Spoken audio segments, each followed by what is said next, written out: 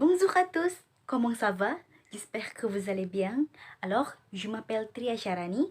Je vais vous présenter comment le tourisme a-t-il évolué ces dernières décennies. Le tourisme international est marqué par trois grandes phases. Il commence à se développer dans les années 50.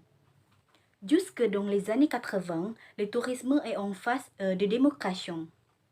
Une période encouragée par une forte croissance économique et un meilleur niveau de vie.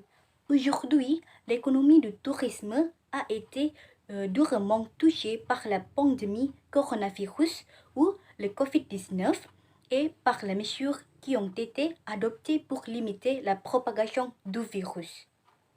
Selon des scénarios révisés, ces chocs pourraient conduire l'économie internationale du tourisme à se contracter de 60% à 80% en 2020, en fonction de la durée de la crise. Au-delà des mesures immédiates de soutien secteur du tourisme, les pays sont en train de préparer des actions de relance. Ils travaillent notamment à la levée des restrictions des déplacements, au rétablissement de la confiance parmi les voyageurs et à l'adaptation du secteur du tourisme aux réalités futures. Avant l'épidémie de coronavirus, l'industrie touristique mondiale avait connu une croissance presque ininterrompue pendant des décennies. Depuis 1980, le nombre d'arrivées internationales est monté en flèche, passant de 277 millions à près de 1,5 milliard en 2019.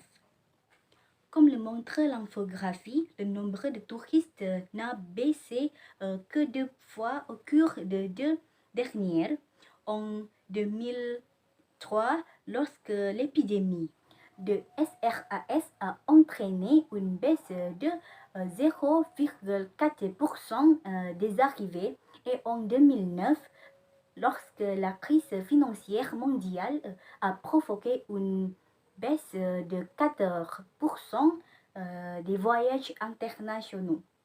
Ce graphique montre le nombre d'arrivées de touristes internationaux dans le monde depuis 2000 en millions.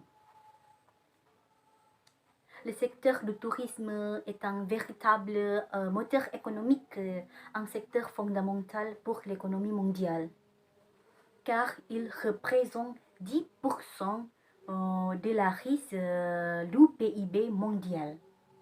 La mise à l'arrêt de manière quasi immédiate du trafic aérien. Les mesures drastiques ont bien sûr touché de plein fouet les groupes hôteliers, les lignes aériennes et le secteur aéronautique.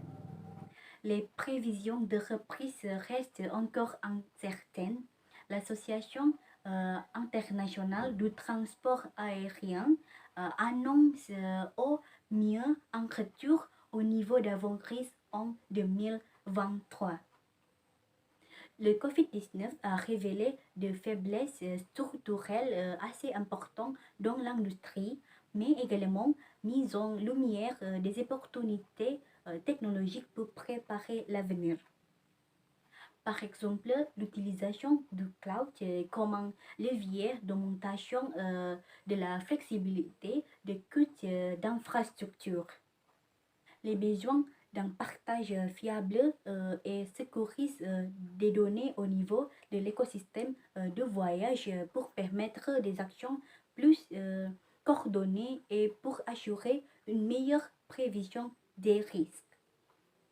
La collaboration avec les autorités sanitaires, notamment pour la création d'un passeport de santé pour les voyageurs ou pour l'utilisation des notifications biométriques. Alors, c'est fini. Merci beaucoup pour votre attention. Au revoir.